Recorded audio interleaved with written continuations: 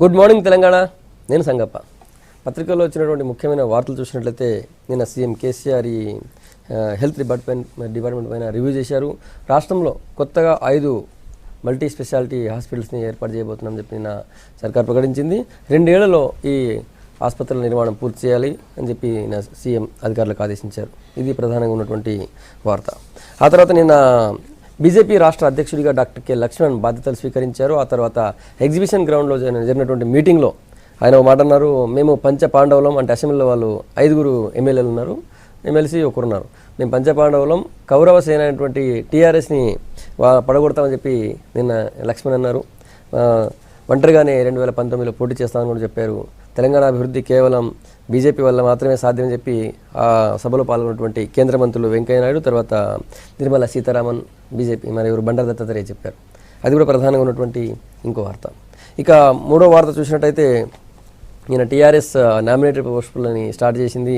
10 market కమిటీలకి చైర్మన్ని ప్రకటించింది. దాంతో TRS శ్రేణులు కూడా చాలా రోజులు ఎదురు చూస్తున్నటువంటి శ్రేణులు ఇంకా మరింత ఆశ పెరిగింది. త్వరలోనే మాకు వస్తాయన్నటువంటి ధీమాలో ఆ నాయకులందరూ ఉన్నారు. అదొకటి ఉంది. ఇంకా అటు ఖమ్మం జిల్లా పాలేరులో అలాంటి నోటిఫికేషన్ విడుదలైంది కదా. నిన్న టీఆర్ఎస్ నుంచి అభ్యర్థి మంత్రి తుమ్మల నాగేశ్వరరావు ప్రచారం స్టార్ట్ చేశారు. ఆయన ప్రచారంలో ప్రతిపక్షాలవి అపవిత్ర పొత్తులు, చీకటి ఒప్పందాలని చెప్పి కామెంట్ చేశారు. అది ప్రధానంగా ఉంది. ఆ తర్వాత నిన్న ఇంటర్మీడియట్ రిజల్ట్ వచ్చింది. మొత్తం గవర్నమెంట్ కాలేజీలు తమ సత్తా చాటాయి. మంచి రిజల్ట్ వచ్చింది గవర్నమెంట్ కాలేజీలకి.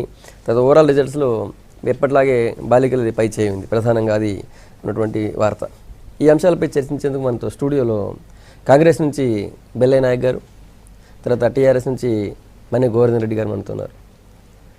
బెల్లయ్య నాయక్ గారు, నిన్న ఖమ్మం ప్రచారంలో తుమ్మల నాగేశ్వరరావు గారు చేసినటువంటి కామెంట్ ఇట్లా చూస్తారు. ముఖ్యంగా వాళ్ళు మిమ్మల్ని ఉద్దేశించే అన్నారు.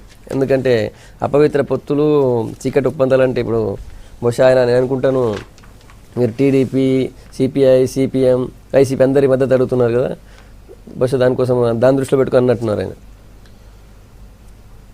పాలేరు ఎన్నిక గౌరవ వెంకటరెడ్డి గారు చనిపోవడం ద్వారా వచ్చింది.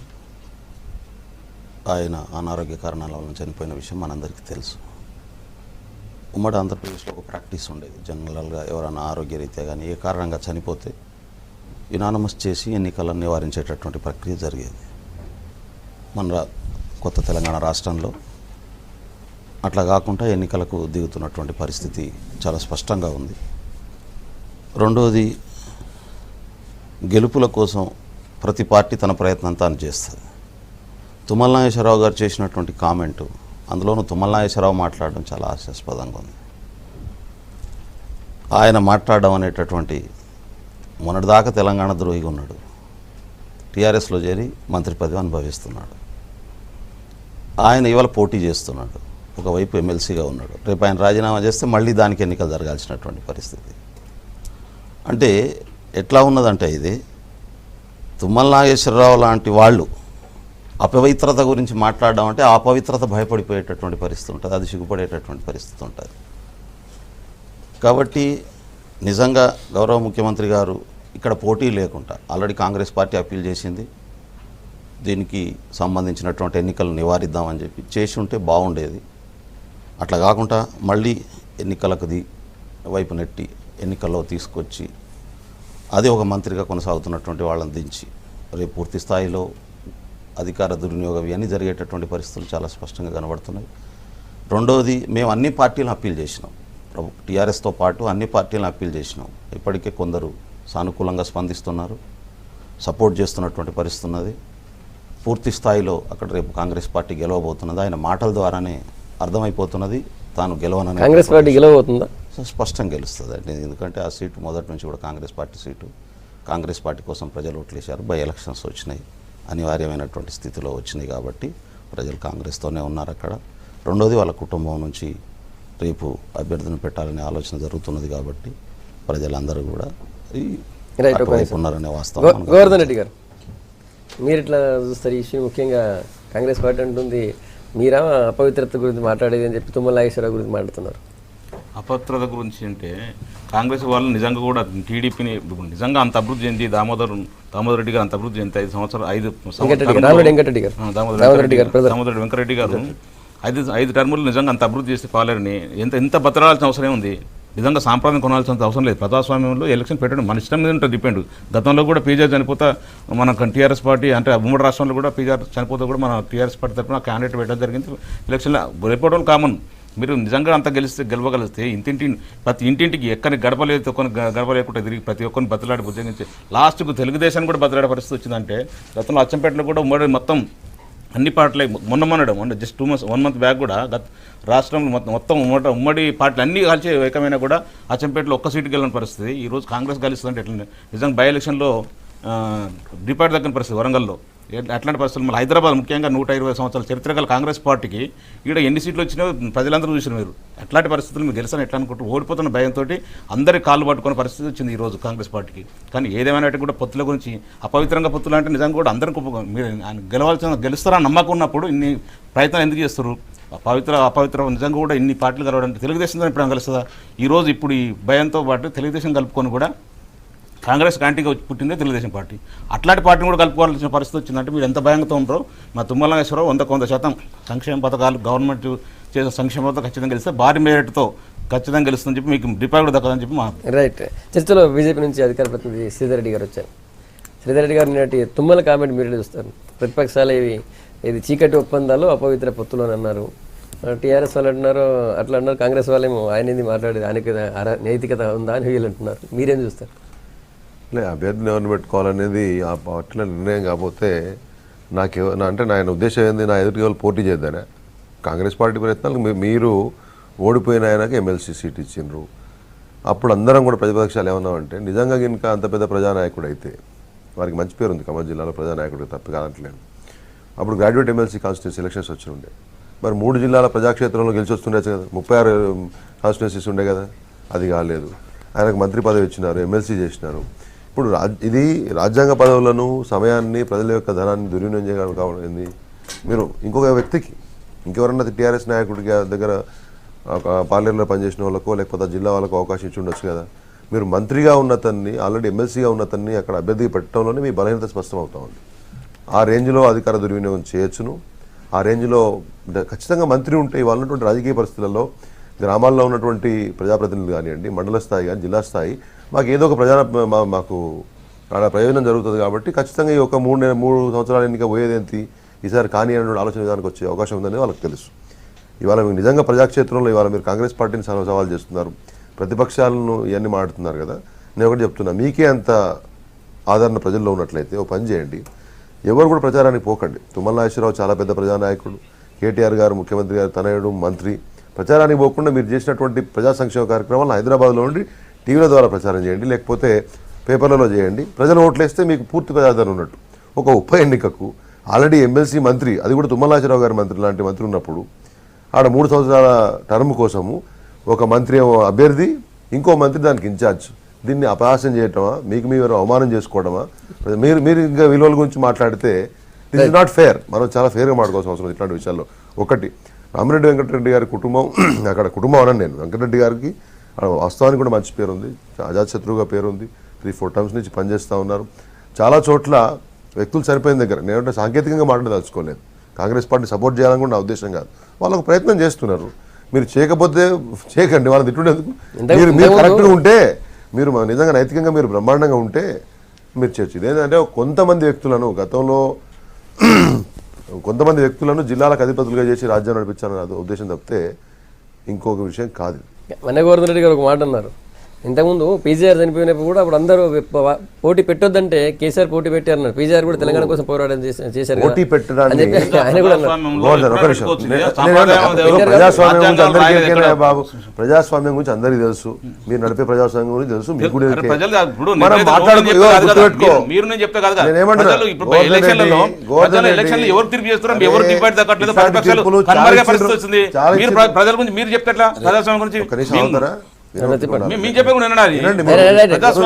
ప్రజాస్వామ్యం గురించి మేము నేర్చుకోవాల్సిన అవసరం లేదు. మీ దగ్గర ఎవరు నేర్చుకోరు, ఎవరి పార్టీకి ఎవరు ఆయన ప్రశ్న అడిగారు, చెప్పనిచ్చిన తర్వాత మాట్లాడు. నేను చెప్పేది ఏంటంటే, మీరు నేనేమంటున్నా, సాంకేతికంగా మీరు పోటీ పెట్టడాన్ని ఎవరు వద్దనట్లేదు. సాంకేతికంగా కాదు, అప్పుడు మీరు కూడా చెప్పారు కదా మమ్మల్ని అప్పుడు ఎట్లా పోటీ అంటున్నారు పెట్టుండొచ్చు. కదా. నేను పోటీ పెట్టడాన్ని ఎట్లా క్వశ్చన్ చేస్తాం మనం, ఎలక్షన్ ఉంది కాబట్టి. కానీ ఎటువంటి అభ్యర్థులను పెట్టారు, ఏ సందర్భంలో పెట్టారు, వాళ్ళకున్న ఏ బలాలు పార్టీ ఏంటి? ఎవరి ఇష్టం అన్నది కదా. వాటి మీద పార్టీ ఇష్టమే. ఇష్టం, కానీ ఎవరైనా పెట్టుకోవచ్చు. మీరు- మీరు వాళ్ళకంటే మీరు ఒకటి క్యాండిడేట్ ఒకటి పెట్టాల్సిన అవసరం లేదు కదా. ఇక్కడ కూర్చున్న ప్రతిపక్షం వాళ్ళకంటే చెప్తే ఎవరు పెట్టాలి మీరు డిసైడ్ కదా. ఏ ఒకటి పార్టీ మేము డిసైడ్ ఇష్టం వాళ్ళది. చేస్తామండి. ఎవరి ఇష్టం వారిది. ఎవరికి రెస్పాన్సిబిలిటీ ఉంటుంది, మోరల్ మీరు రెస్పాన్సిబిలిటీ. అంత మంచి పేరు ఉన్నప్పుడు నిజంగా అంత మీరు డెవలప్ చేసిన రన్నింగ్ ఐదు కామెంటరీ సంవత్సరాలు వాళ్ళని మీరు ఒక్క ఉండరు కదా. నిమిషం, మీరు గెలవండి. నిజంగా మీరు కంక్లూడ్ చేయండి. మనం ముగ్గురు కంటే కూడా నలుగురు కంటే కూడా వినే వాళ్ళలో చాలా మందికి ఆ ఏమంటారు ఆ విచక్షణ ఉంటుంది, విజ్ఞత ఉంటుంది. ఏం చేయాలో మనకంటే ఎక్కువ తెలిసి ఉంటుంది ప్రజాస్వామ్యం గురించి. మనం తప్పు చేస్తున్నామా రేట్ చేస్తున్నామా అనేది గెలుపు ఓటమి ఒకటే కాదు కదా, దే విల్ అండర్స్టాండ్. కాబట్టి మీ బలహీనత అనేది తుమ్మల నాగేశ్వరరావు గారిని పెట్టడంలో తెలిసిపోయింది. రైట్, ఒక్క నిమిషం మీరు ఉండండి. చర్చలో సీనియర్ జర్నలిస్ట్ రాజకీయ విశ్లేషకుడు సి వీరయ్య గారు వచ్చారు. వీరయ్య గారు మీరు ఎట్లా చూస్తారు ఈ ఇష్యూను? పార్లర్ ఎలక్షన్ నిన్ననే ప్రచారం స్టార్ట్ అయింది. ఒకటి ఆ కుటుంబం నుంచి పెట్టాలా లేకపోతే పోటీ చేయాలా అనేటువంటిది ఆయా రాజకీయ పార్టీల ఆలోచనలకు సంబంధించిన విషయం తప్ప చట్టపరంగా అందరికీ పోటీ చేసే హక్కు ఉంది. సరే, పోటీ జరుగుతున్నది ఇప్పుడు. కానీ అభ్యర్థులను ఎవరిని నిర్ణయించాలనేది కూడా ఆయా పార్టీలకు సంబంధించిన విషయమే. కానీ జరుగుతున్న తీరు మీద మనం మాట్లాడుకోవాల్సి వచ్చినప్పుడు తుమ్మల నాగేశ్వరరావు గారిని టీఆర్ఎస్ అభ్యర్థిగా పెట్టడం అనేటువంటిది పదవుల పంపకంలో భాగం. మంత్రి పదవిని ఓటర్లను ఇన్ఫ్లుయెన్స్ చేయడానికి కూడా అది ఉపయోగపడుతుందనే ఎత్తుగడ. ఈ రెండూ తప్ప ఇంకోటి కనపడట్లేదు. ఎందుకంటే ఆయన మంత్రి అయిన తర్వాత అవసరమైనటువంటి పదవి అది ఎమ్మెల్సీనో ఎమ్మెల్యేనో కావాలి కాబట్టి ఆల్రెడీ మీరు ఎమ్మెల్సీ చేశారు, అది అక్కడికి పరిపూర్తి అయిపోయింది. దాన్ని మళ్ళీ డిస్టర్బ్ చేయాల్సిన అవసరం లేదు. ఇప్పుడు మళ్ళీ డిస్టర్బ్ చేస్తున్నారంటే అర్థం ఏంటిది? ఆయన్ని మంత్రి చేస్తే మళ్ళీ ఒక ఎమ్మెల్సీ ఖాళీ అవుతుంది, అది మరొకళ్ళకు పంచవచ్చు, ఇంకొకళ్ళని సంతృప్తిపరచవచ్చు. అంటే ఒక పార్టీ తమ పదవుల పంపకంలో భాగంగా ఈ స్థానాన్ని కూడా ఉపయోగించుకోవటం తప్ప ప్రజా ప్రయోజనం అక్కడేమీ ఇమిడి లేదు.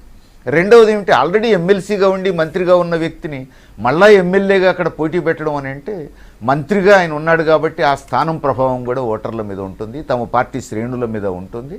ఆ విధంగా చెప్పకుండానే అధికారాన్ని ఉపయోగించుకునేందుకు అదొక అవకాశం అవుతుంది, ఓటర్లను ఇన్ఫ్లుయెన్స్ చేసుకునేందుకు అదొక మార్గం అవుతుంది.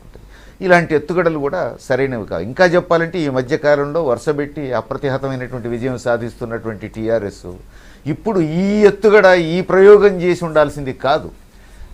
నిజంగా ప్రజల్లో వాళ్ళకంత ఆదరణ ఉంటే గెలుస్తారు, ఎవరిని పెట్టారో నేను గెలిపించుకోగలను అనేటువంటి పద్ధతుల్లో చూపించి ఉండాల్సింది. కానీ అందుకు భిన్నంగా వేసినటువంటి ఎత్తుగడలు మాత్రం ఖచ్చితంగా అనుమానాలకు అవకాశం ఇచ్చే ఎత్తుగడలు, విమర్శలకు అవకాశం ఇస్తున్నటువంటి ఎత్తుగడలు. రైట్, మీరు ఇద్దరు కామెంట్స్ చెప్పారు. బై ఎలక్షన్లో సామాన్య కార్యకర్త పసుపు దయాకర్ పిలిచారు. అరే ఎంత మెజార్టీ వచ్చింది, ఈరోజు తుమ్మల నాగేశ్వరరావు చూసి అందరు భయపడుతున్నారు. సామాన్య కర్త ఎంత మెజార్టీతో గెలిపిస్తే తుమ్మల నాగేశ్వరరావు లాంటి మంచి నాయకుడు, అక్కడ ఖమ్మంలో మంచి పట్టున నాయకుడు ఖచ్చితంగా గెలుపు ఖాయం. కాబట్టి ఈ ప్రతిపక్షాలందరూ ఇప్పుడు అంటే వేరే కార్యకర్తలు అయితే పెడితే గెలవరా గోవర్ధన్ ఎవరైనా గెలుస్తారు. ఇప్పుడు పార్టీ ఇష్టం. తుమ్మల నాగేశ్వరరావు గెలిచాల్సి వచ్చింది. గారికి ఇస్తే మీకు ఎందుకు భయం? మీరు ఎందుకు భయపడుతున్నారు? మీరు కాంగ్రెస్ అంత మంచి మీరు భయపడతలేరు, మీ పార్టీలు భయపడుతున్నారు. ఎవరికైనా ఇస్తే మీకు సంబంధం లేదు. లేదు. ఆ రోజు సామాన్య కార్యకర్త కూడా అంత మెజార్టీ గెలిచింది. ఈ రోజు ఎవరు భయపడుతున్నారు? మీ పార్టీ వాళ్ళు భయపడుతున్నారు. నారాయణ బై ఎలక్షన్ చూసినా మేము ఎందుకు భయపడుతున్నాం? మీరు సిద్దిపేట బై ఎలక్షన్ ధైర్యంగా ముందుకు 14 పడితే 15 భయం భయం కాబట్టి ఉన్నదని మాట్లాడుతున్నారు. మీ సిద్దిపేట సామాన్యకర్త వరంగల్ నుంచి గెలిపించినా లేదా? సిద్దిపేట కేంద్రంలో నారాయణఖేడ్లో గెలిచినా లేదా? బై ఎలక్షన్ ఎక్కడ ఉంది? డిబేట్ నేనేమంటాను, బై ఎలక్షన్ లో ఎక్కడ డిబేట్ దొరికిందా? మీరు ఇప్పుడు ఇంత మంది గగ్గోలు పెట్టాల్సిన అవసరం ఏముంది? మీకు నారాయణఖేడ్లో కూడా నారాయణఖేడ్లో కూడా మీకు ఈ రోజు నిన్ననే స్టార్ట్ అయింది. తుమ్మల గెలుపు ఖాయమైంది కాబట్టి వీళ్ళంతా ఏం చేయలేదు. బీజేపీ బహిరంగ సభ జరిగింది.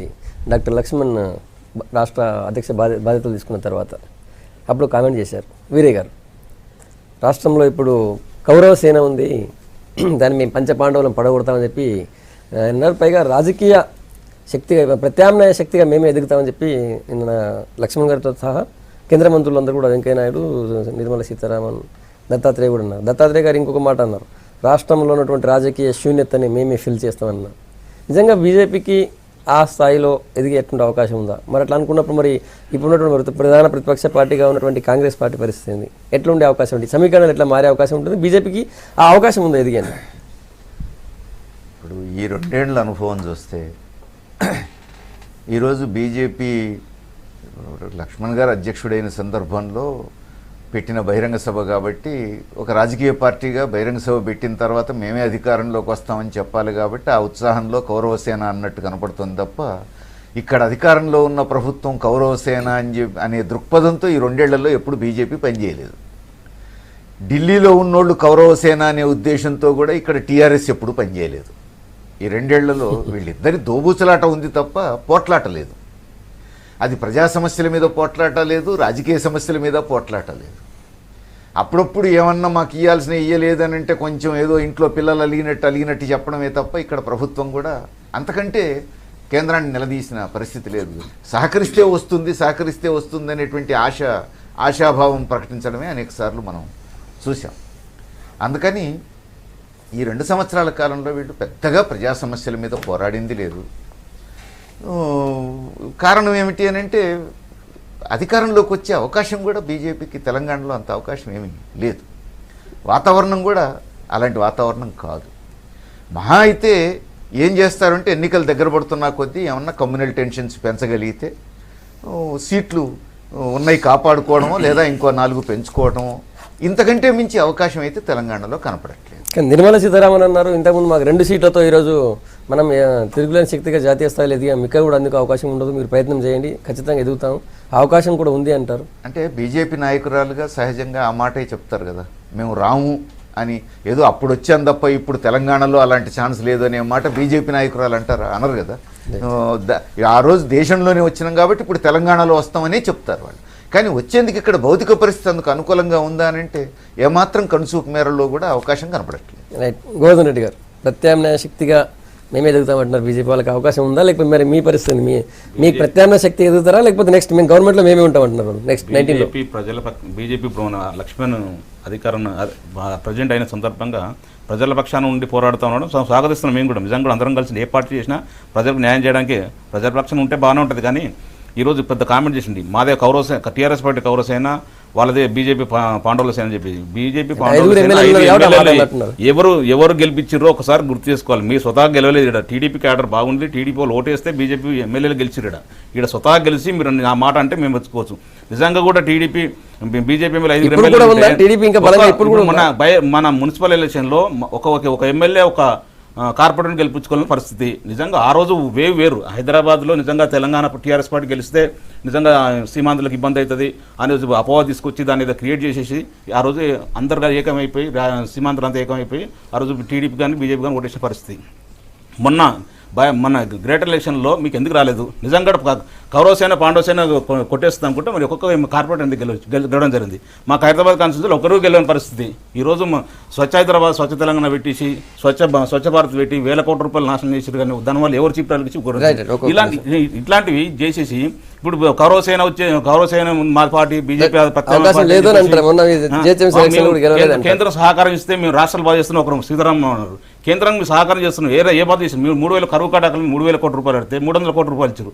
500 కోట్ల ప్రజలకు వాటర్ సమస్య ఉందని చెప్తే 72 కోట్ల రూపాయలు ఎలా సహకరిస్తారు? ఎట్లా? రైట్. మళ్ళీ ఆ టాపిక్ కూడా వద్దాం, అభివృద్ధి కూడా సంబంధించి. వెల్లనాయక్ గారు, మరి కాంగ్రెస్ ఏమవుతుంది? వాళ్ళే ప్రత్యామ్నాయ శక్తి ఇది అధికారంలోకి వస్తే మరి మీరు ఎట్టిపోతారు? అంటే ఆ ఆశ ఉండడంలో తప్పు లేదు, కానీ అవకాశం లేదండి. బీజేపీ ఇక్కడ మొదటి నుంచి కూడా ఎప్పుడు తన అధికారంలో పోవాలనేటటువంటి పద్ధతిలో పనిచేయలేదు. తెలంగాణ రాష్ట్రం ఏర్పడ్డ తర్వాత కూడా గత 2 సంవత్సరాల్లో అటువంటి ప్రయత్నాలు ఏమి చేయలేదు. భవిష్యత్తులో కూడా అవకాశం లేదు. ఒకటి. రెండవది, తెలంగాణ రాష్ట్రాన్ని ఇచ్చింది కాంగ్రెస్ పార్టీ. ఇప్పటికీ తెలంగాణ రాష్ట్రాన్ని ఇచ్చిన తర్వాత ఆంధ్రాలో పూర్తిగా నష్టపోయి తెలంగాణ ప్రాంతంలో అధికారం వచ్చినా రాకున్నా పర్వాలేదు, మాకు అధికారం కాదు ఇంపార్టెంట్, ప్రజల కోరికను నెరవేరుస్తామనేటటువంటి లక్ష్యంతో గౌరవ సోనియా గాంధీ గారు తెలంగాణ రాష్ట్రాన్ని ఇచ్చారు. ఇప్పటికే ఆ కదలిక మొదలైంది కింద గ్రౌండ్లో. ఆ పరిస్థితి టీఆర్ఎస్ తెలంగాణ ఉద్యమంలో ఉన్నది కాబట్టి దానికి మొదటి ప్రాధాన్యత ఇద్దామని ప్రజలు ఓట్లేసి అధికారంలోకి తీసుకొచ్చారు. కానీ టీఆర్ఎస్ ప్రజల ఆకాంక్షల మేరకు పనిచేయట్లేదు అనేటటువంటి చర్చ ఇవాళ రచ్చబండల్లో మొదలైనటువంటి పరిస్థితి ప్రతి గ్రామంలో ఉంది. నిన్ననే 2 రోజులు నేను మా ఊర్లో ఉన్నాను. మా తమ్ముడు చనిపోతే అక్కడే రావడం జరిగింది. ప్రతి సెంటర్లో ఇవాళ జరుగుతుంది. ప్రజల్లో ఒక అసంతృప్తి వస్తున్నది. కాంగ్రెసే ఈ దేశాన్ని కానీ రాష్ట్రాన్ని ఒక సరైనటువంటి పద్ధతుల్లో ప్రజాస్వామ్యబద్ధంగా పరిపాలించగలదు అనేటటువంటి ఒక ఆశ ప్రజల్లో ఏర్పడుతున్నది. అది వస్తున్నది. బీజేపీకి అవకాశం లేదు అంటారు శ్రీధర్ రెడ్డి గారు. మీకేమో అవకాశం కనిపిస్తుంది మీరు ఎదగడానికి? ఇప్పుడు భారతీయ జనతా పార్టీకి అవకాశం లేదని చెప్పి అనుకున్న ప్రతి రాష్ట్రాలలో, చాలా రాష్ట్రాల్లో అసలు భారతీయ జనతా పార్టీకి దేశంలోనే స్థానం లేదు, 2 ఎంపీలు ఉన్నటువంటి పార్టీ కదా అన్నటువంటి అనేక చోట్లలో ఇవాళ మేము ప్రభుత్వాన్ని స్థాపించాం. ఏదో రాత్రికి రాత్రి కోట్లు సంపాదించి కాంట్రాక్టులు చేసి కబ్జాలు చేసి రియల్ ఎస్టేట్లు చేసినటువంటి నాయకులను తీసుకొని వచ్చి వాళ్ళతోటి ధనపందేరాలు చేసి గెలుచుకోవాలన్నటువంటి పార్టీ కాదు కాబట్టి మాకు కొంత సమయం పడుతుండొచ్చు.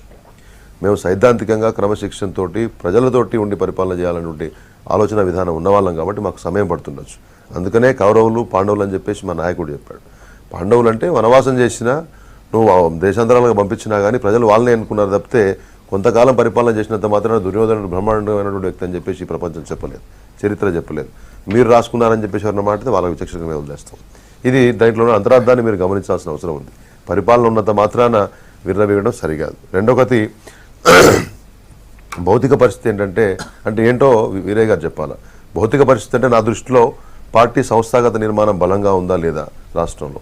సంస్థాగత నిర్మాణం ఉండడం వేరు, సంస్థాగత నిర్మాణాన్ని శక్తివంతం చేసి దాంతో పరిపాలనలోకి రావడం, అధికారంలోకి రావడం వేరు.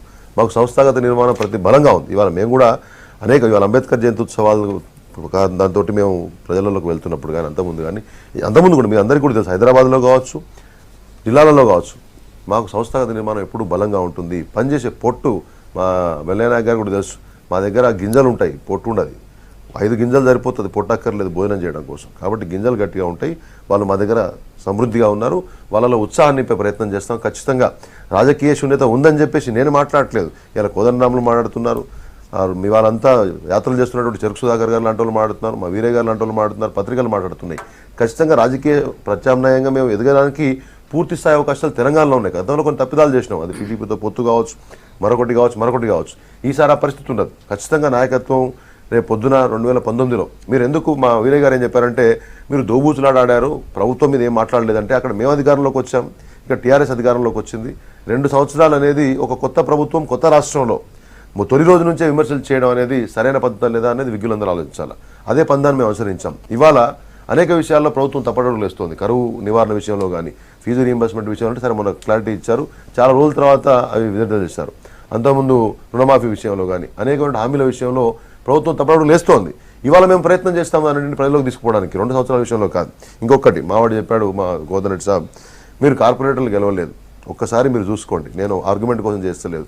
నీ పార్టీలో ఉన్నటువంటి వాళ్ళు గెలిచినటువంటి వాళ్ళు ఎవరు, ఏ పార్టీ నిర్మాణం చేస్తే, ఏ పార్టీ వాళ్ళ రాజకీయ నాయకులను చేస్తే నీ దగ్గర వచ్చి రాత్రి గెలిచిననేది ఒక వేవ్ వచ్చింది. మీరు అధికారంలో ఉన్నారు, అంత పెద్ద మెషినరీ దింపారు కాబట్టి ఇప్పుడున్న రాజకీయ పరిస్థితుల్లో మీకు అనుకూలంగా తీర్పు వచ్చింది, మేము అభినందిస్తున్నాం. కానీ అది ఎప్పుడు కూడా శాశ్వతం కాదు. ఖచ్చితంగా హైదరాబాద్లో మా వీరయ్య గారు ఇంకో మాట చెప్పారు, ఏమన్నా చేతనైతే కమ్యూనల్ టెన్షన్స్ పెంచామని చెప్పేసి. ఈ రాష్ట్రంలో ఉమ్మడి ఆంధ్రప్రదేశ్ ఉన్నప్పుడు కూడా కమ్యూనల్ టెన్షన్స్ పెంచి మేము ఏదైనా ఒక సీటు గెలిచినట్టు మీరు కనుక తార్కాణాలు చూపిస్తే నేను చర్చకు సిద్ధంగా ఉంటాను. ఉమ్మడి ఆంధ్రప్రదేశ్లో 22%, సంగప్ప గారు ఒక నిమిషం, 22% ఓట్లు వచ్చినటువంటి పార్టీ మాది.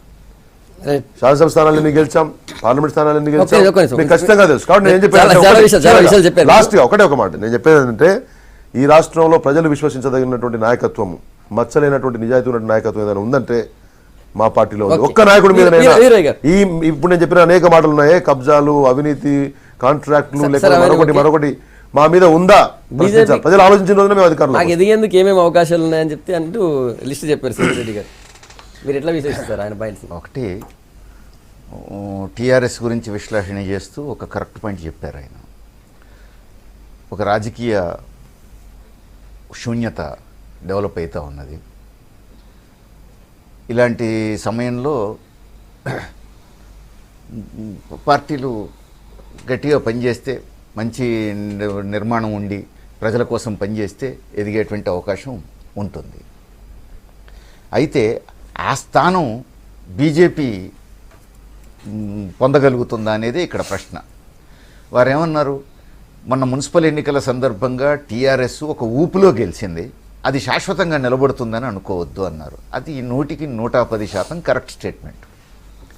2 ఏళ్ల కింద మోడీ కూడా ఒక ఊపులో వచ్చిండు ప్రధానమంత్రిగా, కేంద్రంలో పూర్తి మెజార్టీ బీజేపీకి ఒక ఊపులో వచ్చింది. ఏమిటా ఊపు అని అంటే కాంగ్రెస్ పూర్తిగా బదనామయ్యి ఉంది, ప్రజలు ఇక కాంగ్రెస్ను బుట్టదఖలు చేయాలనే నిర్ణయానికి వచ్చిండ్రు.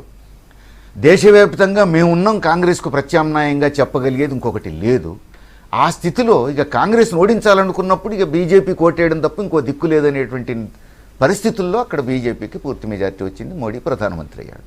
అది శాశ్వతం కాదు అనేది కూడా బీజేపీ అర్థం చేసుకోవాలి. ఇప్పుడు 2019 ఎన్నికల నాటికి పరిస్థితి ఏమిటి, భౌతిక పరిస్థితి అని నేను అన్నాను. ఏమిటది అని అంటే అధికారంలోకి వచ్చిన 2 ఏళ్లలోనే మోడీ మీద మొహం మొత్తి ప్రజానికం ఎక్కడ ఎన్నికలు జరిగినా మోడీ ఓడిపోతా ఉన్నాడు. మోడీ తానే ముఖ్యమంత్రి అభ్యర్థిగా ప్రచారం చేసిన బీహార్తో సహా ఢిల్లీతో సహా ఇప్పుడు ఎక్కడ ఎన్నికలు జరిగినా బీజేపీ ఓడిపోయే పరిస్థితి. రెండోది, అధికారంలో లేనప్పుడు పవిత్రులంగా చెప్పుకోగలిగినప్పటికీ అధికారంలోకి వచ్చిన ప్రతి రాష్ట్రంలోనూ బీజేపీ నాయకులు అవినీతి పరులుగా ముందుకు వస్తున్న పరిస్థితి కూడా మనం చూస్తూ ఉన్నాం.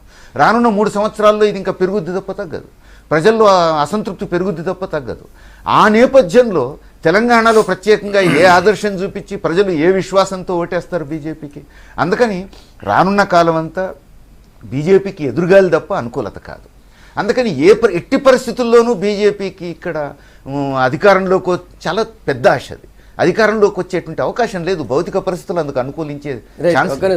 సరే, 2 నుంచి 5 నుంచి వీళ్ళు పోవాలి, 2 నుంచి పోలేమా, 5 నుంచి పోలేమా అని అంటున్నారు. ఒక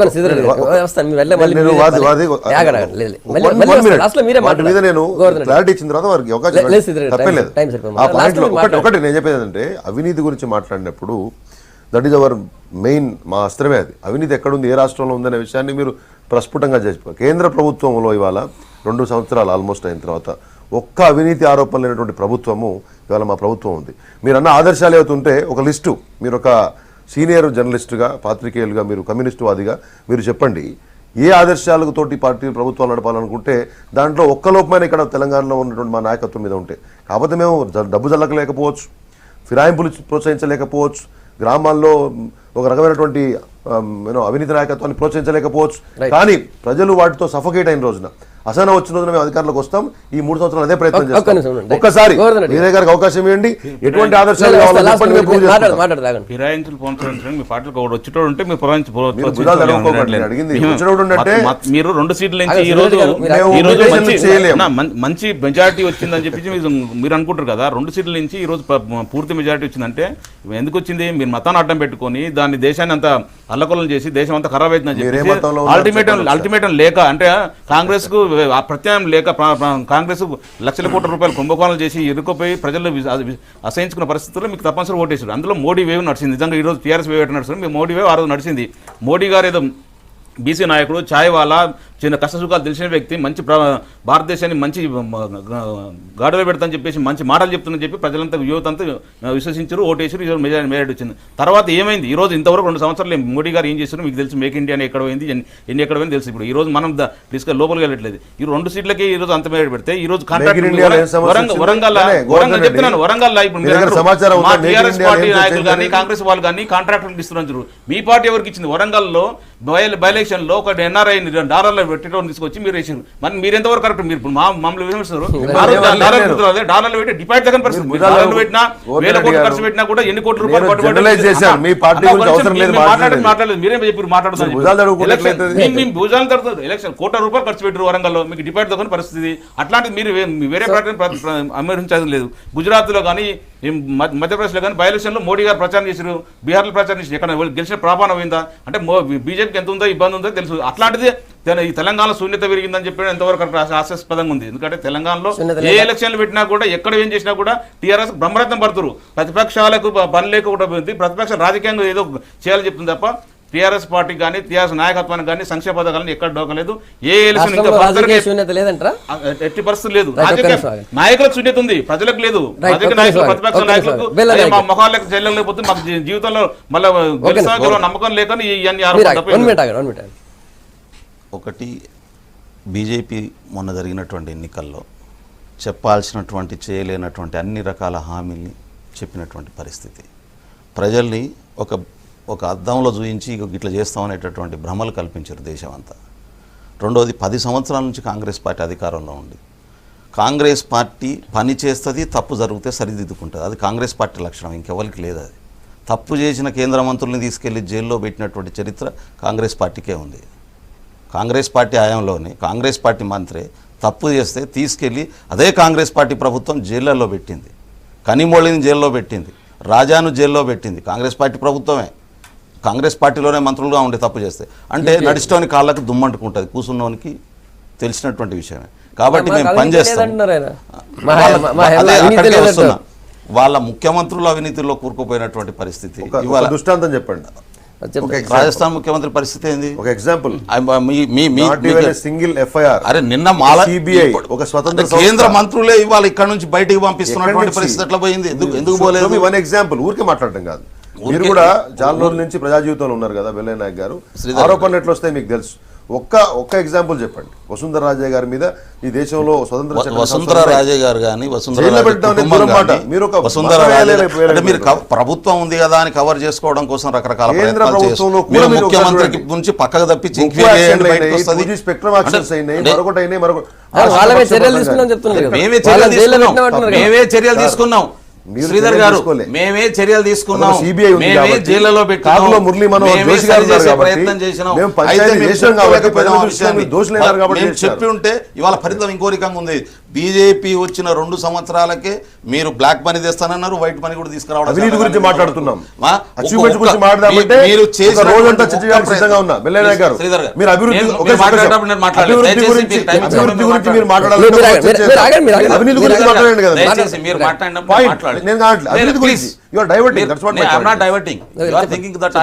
నేను డైవర్ట్ చేయట్లేదు.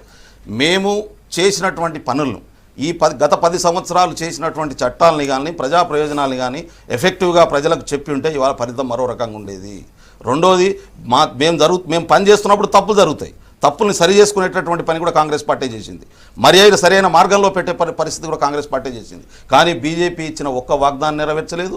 పైగా వాళ్ళ హిడెన్ ఎజెండాను తీసుకొచ్చి ఇవాళ దేశమంతా అల్లలో కల్లోలం అయ్యేటటువంటి పరిస్థితిని భారతదేశంలో తీసుకొస్తున్నటువంటి పరిస్థితి. హిడెన్ ఎజెండా అంటే బీజేపీ హిడెన్ ఎజెండా ఇన్ఈక్వాలిటీని దేశంలో పెంచడం, ఇవాళ మతాల మధ్యన చిచ్చు తీసుకురావడం, కులాల మధ్యన చిచ్చు తీసుకురావడం, ప్రజల మధ్యన ఐక్యత లేకుండా చేయడం, ప్రజలకు ఒక భయభ్రాంతి పరిస్థితిని తీసుకురావడం.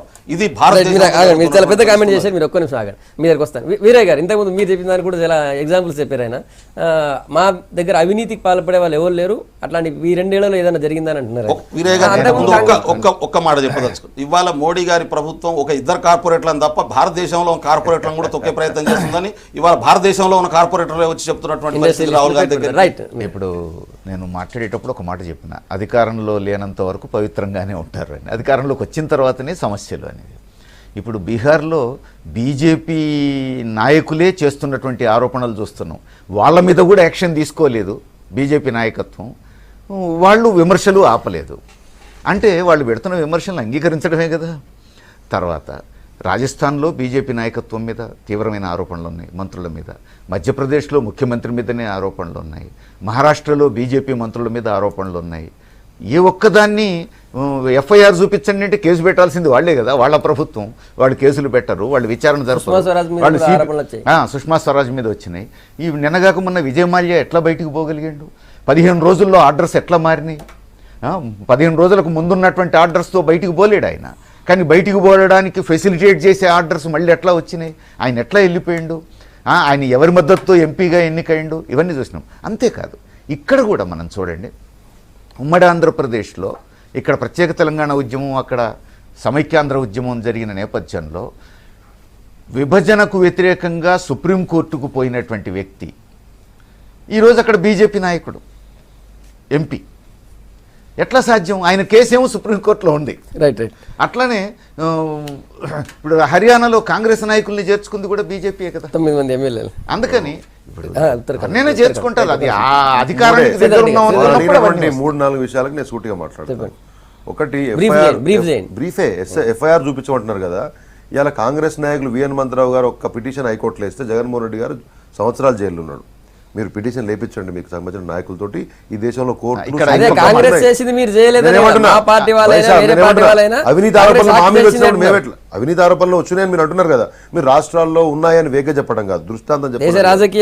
ఆరోపణలు వస్తాయి, మీరు ఆరోపణలు వస్తాయి. మీ పార్టీ బహుశా, నేను వారిని అనట్లేదు కానీ కమ్యూనిస్ట్ పార్టీలో మరో పార్టీలు ఉంటాయి. మేము నిజంగా తప్పు చేసినాం, మా పార్టీ రెస్పాండ్ చేయట్లేదంటే ఆ హనుమంతరావు గారిని మరి కేసు వేయండి.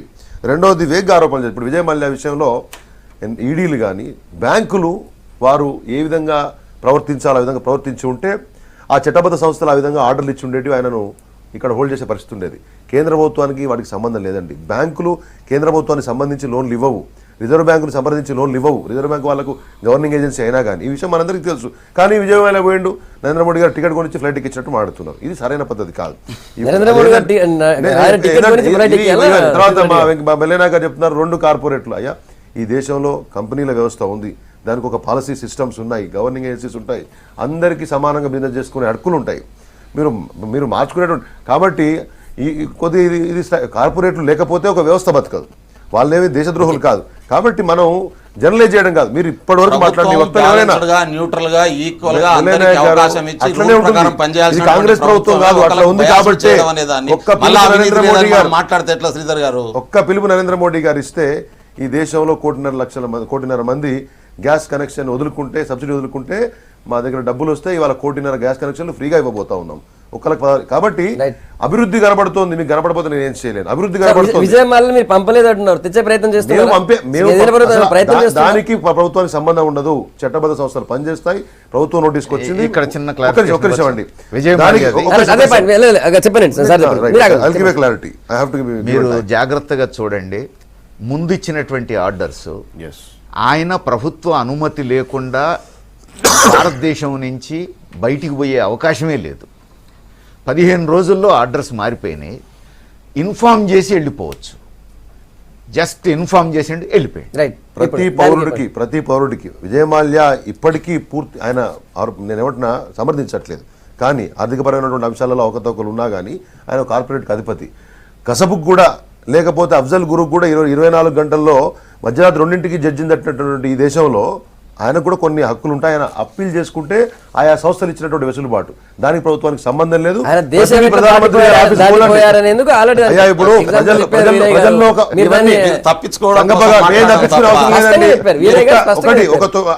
ఆయన కొన్ని వేల మంది కార్పొరేట్ అధిపతులలో ఆయన ఒకడు.